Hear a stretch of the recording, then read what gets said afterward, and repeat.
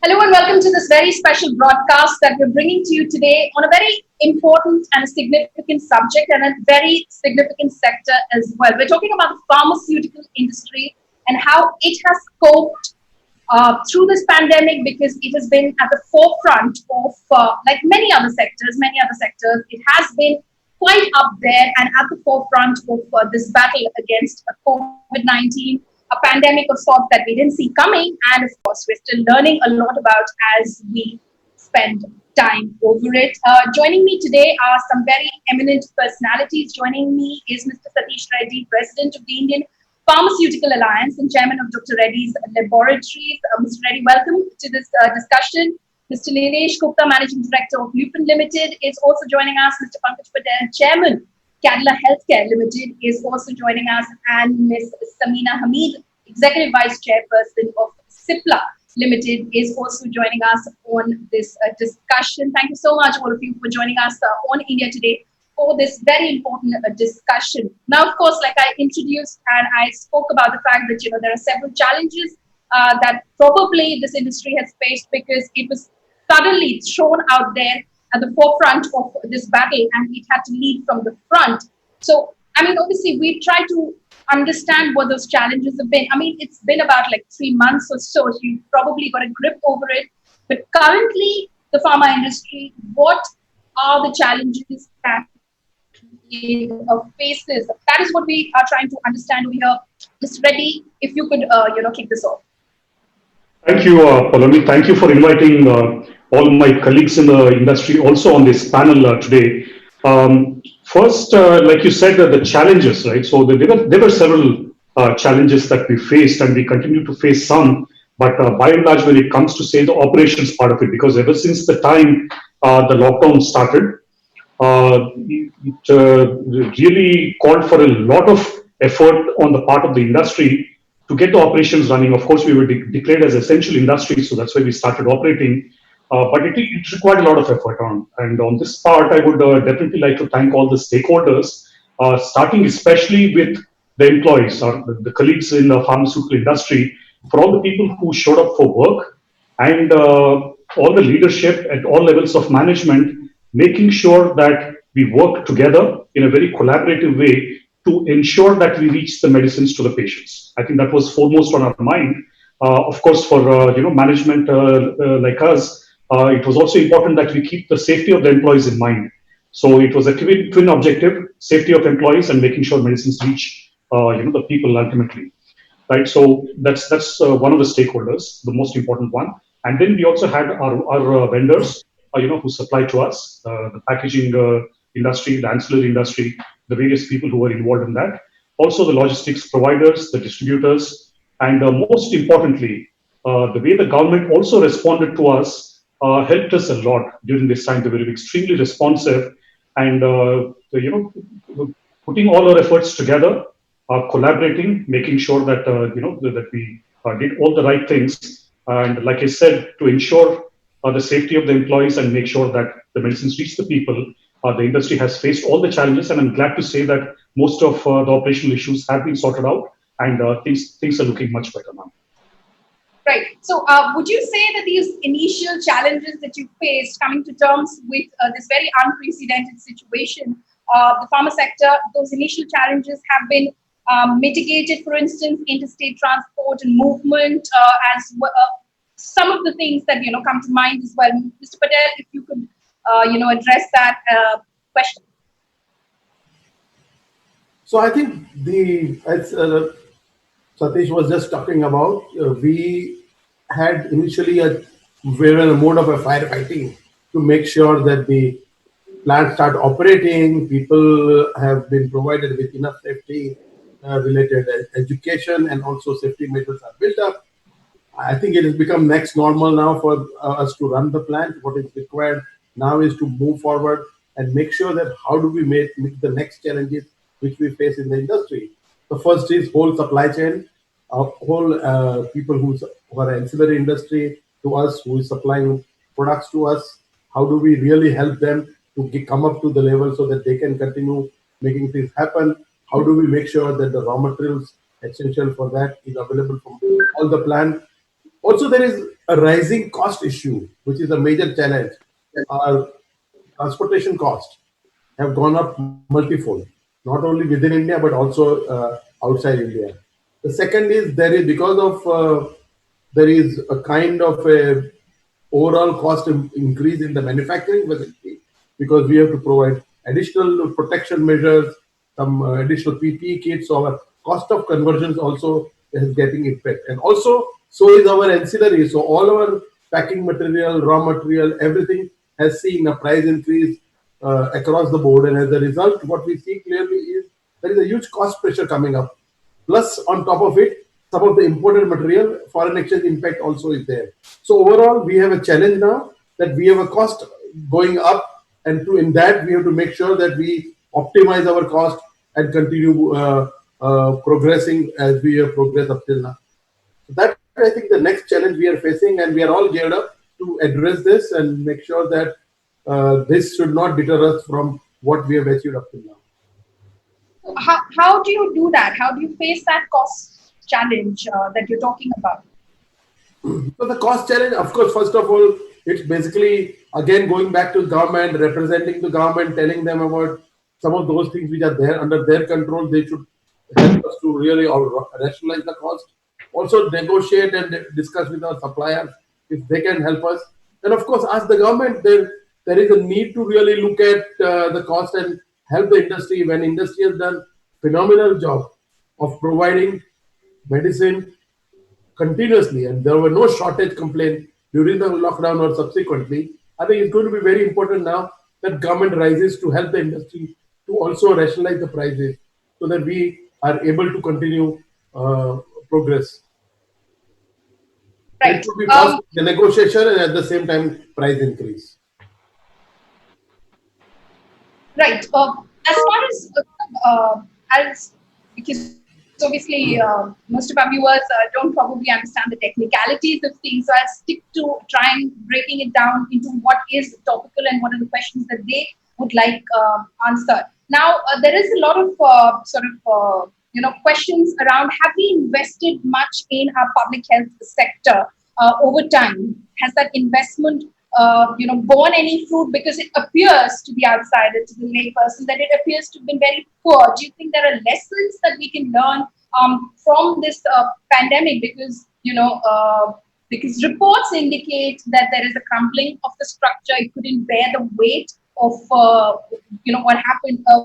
Mr. Gupta, if you would like to take that question, or Ms. Hamid after. Sure. I think there isn't a single country in the world that has not questioned its infrastructure, its healthcare system, its pharmaceutical supply chain at this point of time, right? And especially very early in the COVID era, you heard companies really, you heard countries really, talking about shoring up their medicine, shoring up their PPEs and the like, right? So I think there's definitely heightened visibility on on where are our products coming from, what is happening on the supply chain. So I think that has come up.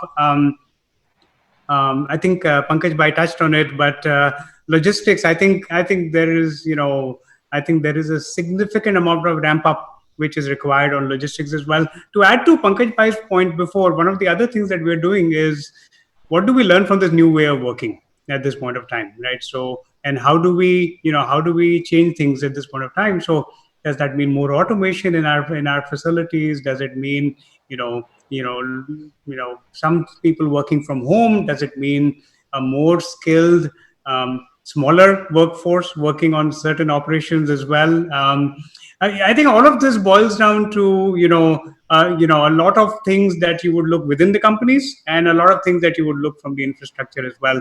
I think it's very clearly come out on I think companies had problems with APIs, with intermediates, coming from China, for example, or just not coming from anywhere else in the world because the logistic infrastructure completely broke down.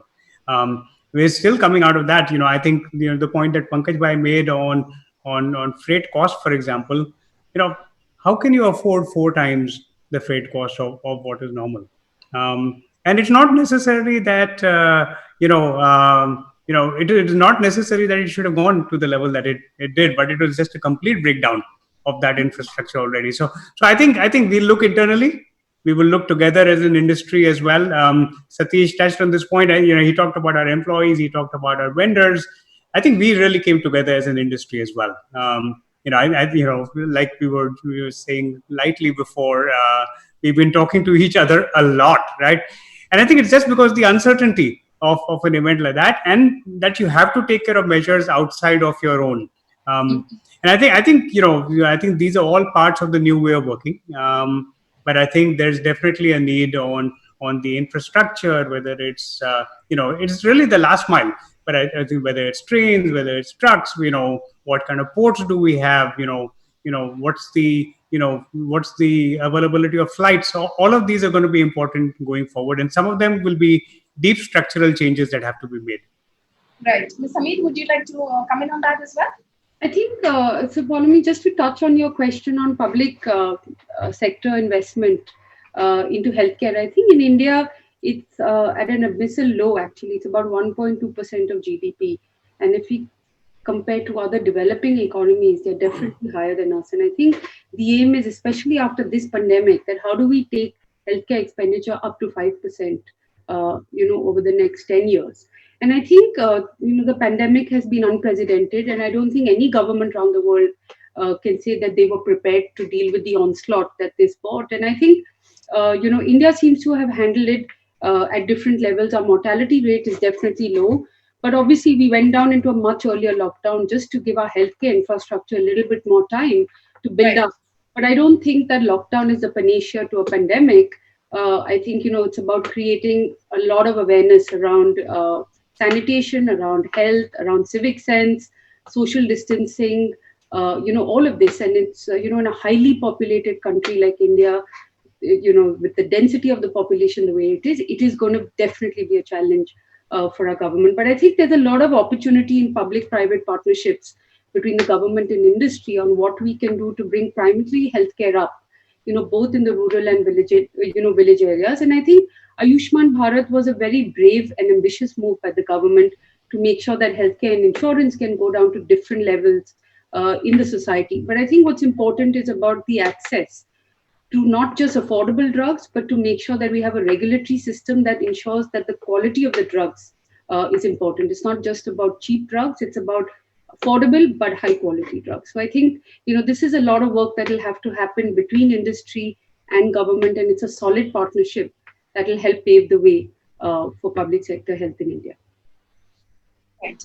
Also, what Mr. Gupta touched upon, and obviously that's going to be on everyone's mind. I mean, everyone seems to be very sentimentally reacting to what happened at the border with China, and they're saying boycott China, and why should we have all of these imports from China? Sentimentality aside, is the world now looking for alternatives to China? And if so, what can India do to leverage that opportunity? How do we reduce our own dependence on China for APIs and KSMs? That is a question that people are asking. It's not about this is critical what we're talking about. It's not about getting sentimental and saying, oh, we're not going to buy mobile phones from China. This is very critical. We're talking about drug manufacturing. So, Mr. Reddy, if you could take that, and then some of our other panelists can also probably respond. No, I think, see, when it comes to the question of China, is outside of what's happening right now or what happened before this, if you just plainly look at the numbers in terms of our dependence on imports from China, right? So if you look at the overall numbers and then look at how much of it we depend on China, when it comes to imports, it's almost about 70% of some of the key APIs. This includes even some essential medicines, some of the penicillins, the losartan, cardiovascular drugs, and quite a few of these medicines. And the question we should be asking ourselves is, most of these medicines were the ones we were leaders in the past, India, way back in the 80s and 90s, and we lost the ground to China. So if you look at the opportunity now, it's a tremendous opportunity. And this is what we've always been talking to the government. The good news is that the government has come out with a policy now. It is to come out with some more clear guidelines. Clearly, this package that has been announced of 7,000 crores on production-linked incentives and 3,000 crores for the industrial parks is an initial first good step. This is for 53 key APIs and KSMs, the key starting materials, what we call. If this package will start to at least get people moving on investing into this sector. But important thing for us will be to achieve scale and competitiveness, because if you have to, be a leader in this game, like you used to be in the past, you need that level of scale. You need huge amount of investment, and lots more needs to be done on that particular front. And that's what we've also been engaged with the government in discussion to saying that in case we need to access capital, that there should be more favorable terms for that. We're also asking for this to be declared as an infrastructure industry so that things can move much faster in terms of these industrial parks for the APIs. So there are a few steps we have asked for, and we also said that can't just be for domestic consumption. It also needs to be for exports, right? So that people take that big leap of faith to invest heavily into this sector. So a series of such steps will actually help us, get into this space, and also, if you ask me, reclaim this lost ground, which we have lost since the last, say, maybe 2-3 decades, right? So that's what we look for. It's a mix of policy, and also just one more point on that. Also, in terms of the regulatory issues, right? So whether it's on the environmental side or in terms of ease of doing business, it's important that the government facilitate this. When I say regulatory, for example, it's about approvals like environmental approvals, which have been somewhat of a bottleneck. That would be on one side, and also in terms of even when we say industrial parks, to also have some common utility systems, because that would help us be competitive, available at competitive rates, and also subsidize that for the industry, so that if there's a bold move which the industry makes and makes it a very enabling environment, I think we certainly will come back to the days of the lost glory. Right, Mr. Gupta, would you like to come in on that? How do we reclaim that lost ground? Yeah. I think this is a golden opportunity for India in the pharmaceutical space. And Satish touched on this. We've lost ground on intermediates. We've lost ground on certain APIs. On stuff like antibiotics and vitamins. You don't get them from anywhere else in the world. And part of this was driven by perhaps the erstwhile policies in China. And I think even China has been changing in the last few years. So obviously, I think they've gotten much more compliant on the environment norms and the like. But this industry did not get supported in India, right? And I think that's why it died. Right? If you go back, penicillin G is a very important intermediate for anti-infectives. You can't make a whole bunch of anti-infectives if you don't have it. There used to be as many as 6 plants in India. There's not a single plant which is meaningful at this point of time. All of it moved to China, right? And I think that's something which is why did that happen? That happened because they were incentivized on power, they were incentivized on utilities, they were incentivized on the infrastructure to set up those plants itself in the first place. So I think there are certain classes of products where government has to support, and I think I think some of this didn't come up because of COVID, right? So I think the policies that Satish talked about are ones that were brewing for a little bit of time because people realized the importance of that. But I think this is a golden opportunity for India, right? So, and I think to capitalize, I think there's a little bit of incentive that we need. That there's new capabilities that we need to create. One of our pet peeves always has been on the skill and vocation building side. We find that kids coming out of colleges are not suitable for really getting to work in our plants, and each of us has an own elaborate training program to make sure that you can get them working. You have to go back and fix this right at that level, right? So, and I think if you want to make this a long-term sustainable advantage, you do this now, but for the next 20 years, we need to go fix that too. Ms. Hamid, do you think all this talk about reduce our dependence on China, is that realistic, or is that a pipe dream, given that we're talking about like 70% of imports, as Mr. Reddy was pointing out? Oh, I don't think it's a short-term or medium-term fix. I think this is a longer-term fix. I agree with both Satish and Nilesh. It's an incredible opportunity to reinvigorate our domestic API business, bring manufacturing back onshore from China. But this is not something that can happen overnight, and this needs a lot of sustained kind of intervention from the government, both on the incentives, on policies, on investment, even on export incentives. And I think easing of the regulatory environment is the most challenging right now. And even if you look at the current environment in the middle of the pandemic, where we're trying to get drugs approved in India for Indians at a lower cost and make affordable, accessible medicines available, it has been a challenge to get regulatory approval. So I would urge, partnership with the government on easing out this regulatory environment. Right. Okay. Shifting focus to vaccine production. Now, given India's impressive record in the same as well, what sort of a role do you think, Mr. Patel, if you could come in on that, the Indian pharma sector can play in vaccine development as far as COVID-19 is concerned? So I think one of the important things we all know that India is a major supplier of vaccine globally. So there's a lot of capacity within India to manufacture vaccine. We have plants and we have technologies and we have people trained to produce vaccine and supply not only to India but to the world. So when this COVID vaccine came up, there are several companies and several government institutes who started working on the COVID vaccine. We are one of them. And I think the point is there are going to be some vaccine candidates which will move to clinical phase very soon. And then once they move to clinical phase, we will see how good they are.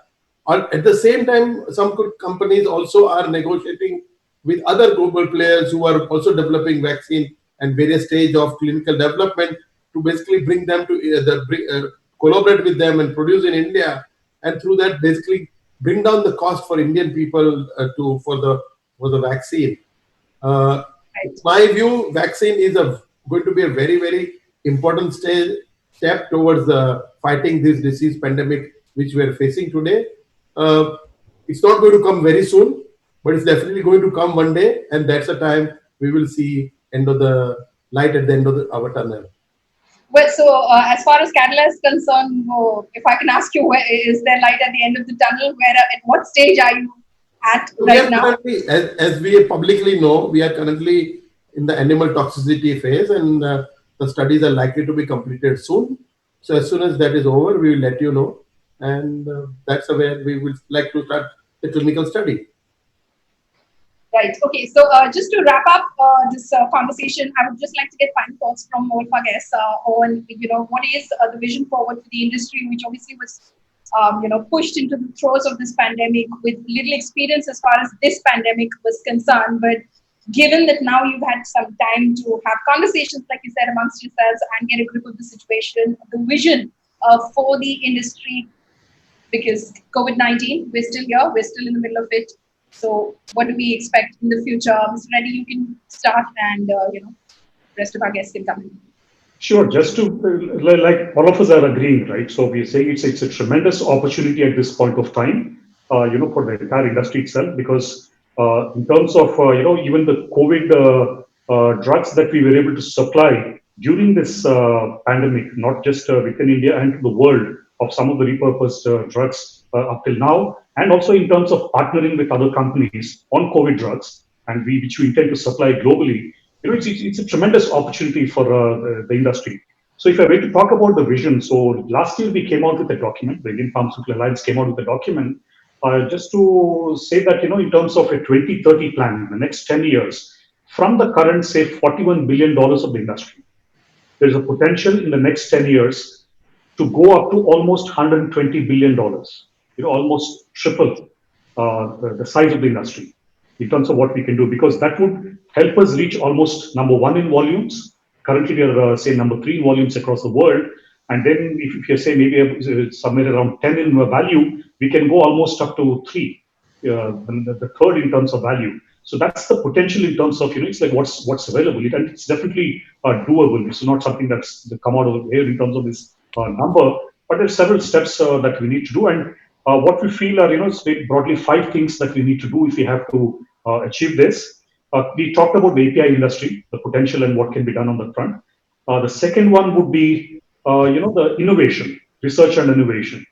Because in this space, while we've been at it for the last almost 2 decades, in fact, even almost close to 3 decades now, there is a need to step up investment. There is a need to partner. There is a need to almost create like an innovation ecosystem in this country, because that's the high end. That's the holy grail of what we can be in the pharmaceutical value chain. And Indians have proven clearly that they have the capabilities. The Indian pharmaceutical industry clearly has the capabilities. It has discovered drugs, but we ultimately would like to see an Indian drug across the globe.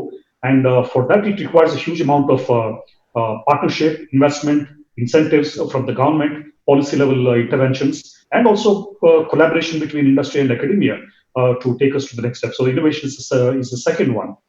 The third one would clearly be about having a more stable and supportive regulatory environment and policy environment.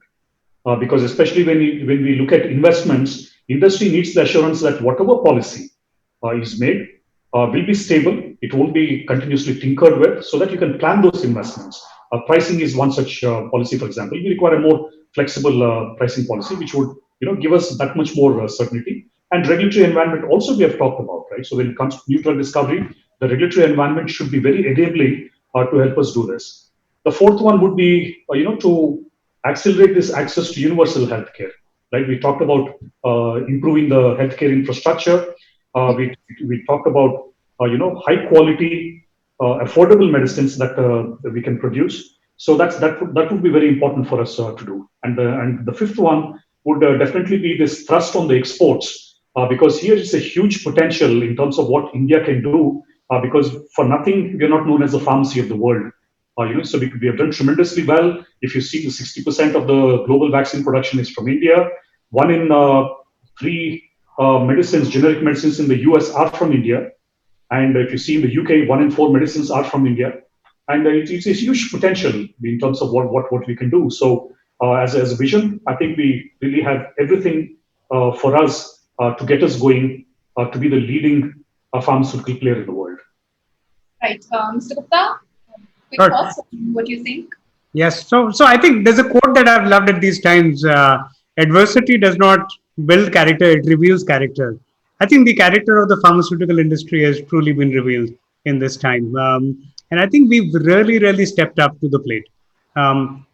First of all, we are a strategic industry to the nation.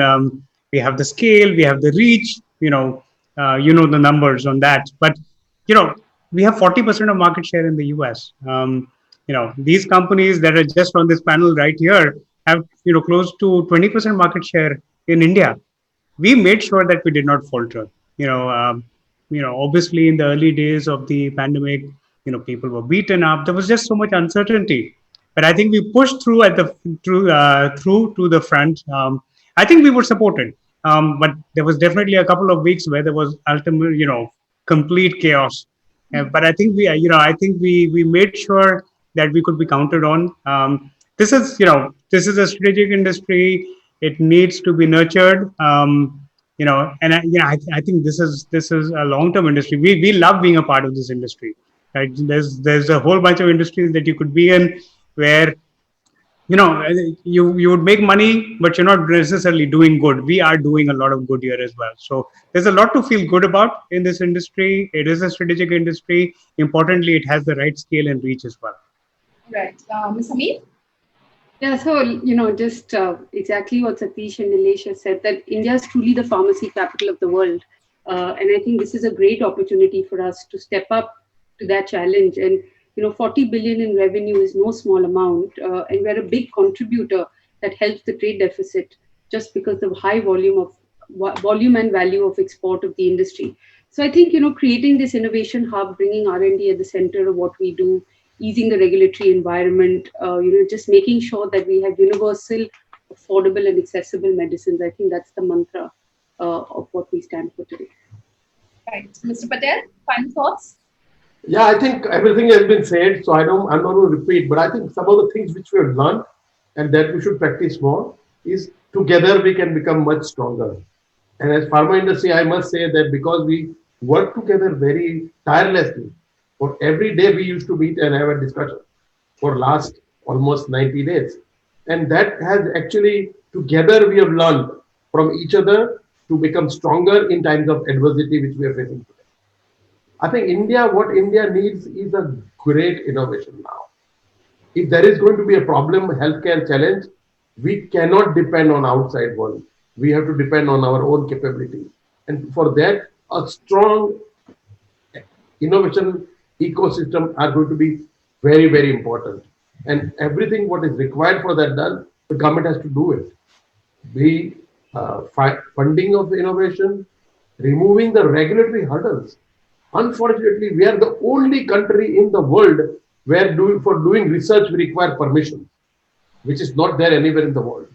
And we need to really unshackle this regulation to make sure that only when we went to clinical development, we go to the government for approvals. Before that, everything should be left to us. So I'm just giving few examples. We need to really create manpower for the next level of research. We need to attract people to come back to India and start working with us, who are Indian origin people working in research laboratories outside India, and so on and so forth. The other point is the overall healthcare infrastructure really has to be looked at what can be done. But today we do not have a status of industry for healthcare.